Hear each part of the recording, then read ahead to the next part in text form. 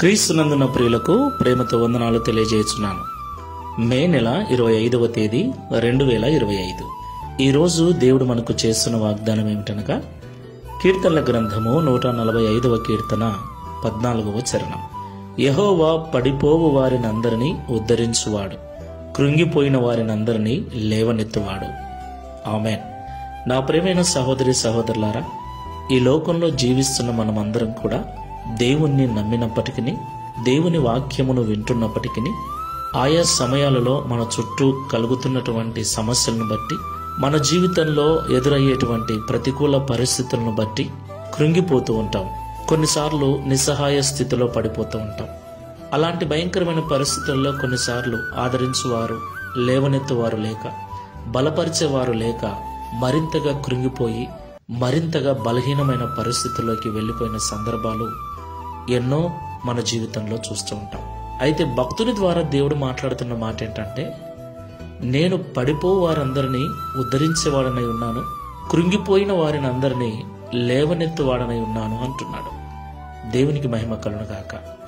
ఈ మాటలు వింటున్న ప్రియ సహోదరి సహోదరుడా, కృంగిపోయిన స్థితిలో, పడిపోయిన స్థితిలో, లేవలేని స్థితిలో ఉన్నట్లయితే భయపడకు, బాధపడకు.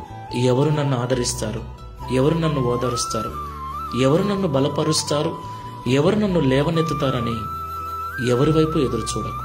ఈ లోకంలో ఎవరూ మనకు సహాయం చేయకపోయినా, మనం ఏ స్థితిలో ఉన్నా మనల్ని లేవనెత్తగల దేవుడు, మనం ఆరాధిస్తున్న దేవుడు. ఒకసారి ఆయన వైపు చూసి నిరీక్షణతో, విశ్వాసముతో ప్రార్థన చేద్దాం. ప్రేమ స్వరూపుడమైన తండ్రి, పరిశుద్ధమైన ప్రభువా, మీకు స్తోత్రాలు చెల్లిస్తూ ఉన్నాం. ఈ ఉదయకాల సమయంలో మాతో మీరు మాట్లాడిన ప్రతి మాటను బట్టి వందనాలు. అవును తండ్రి, కొన్నిసార్లు అపజయాల పాలైనప్పుడు, అవమానాల పాలైనప్పుడు, కొన్నిసార్లు జీవితంలో ఓడిపోయినప్పుడు, కృంగిపోయినటువంటి స్థితిలోకి వెళ్ళిపోతున్నాం.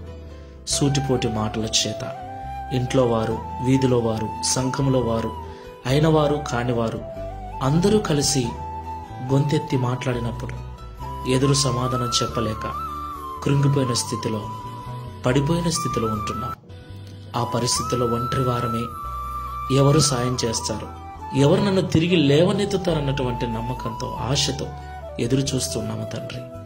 ప్రభువా, ఈరోజు మీరు మాతో మాట్లాడారు.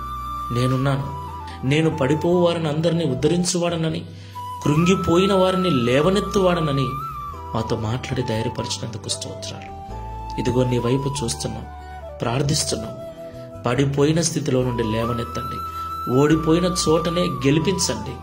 అవమానపరిచిన వారి కళ్ళ ఎదుట మమ్మల్ని గొప్ప చేసి, తద్వారా మీ నామమును మహిమపరచుకోమని, భక్తుని వల్లే మేము సాక్ష్యం ఇచ్చినట్లుగా సహాయం చేయమని యేసు నామములో ప్రార్థిస్తున్నాము తండ్రి. Amen. Praise the Lord. God bless you.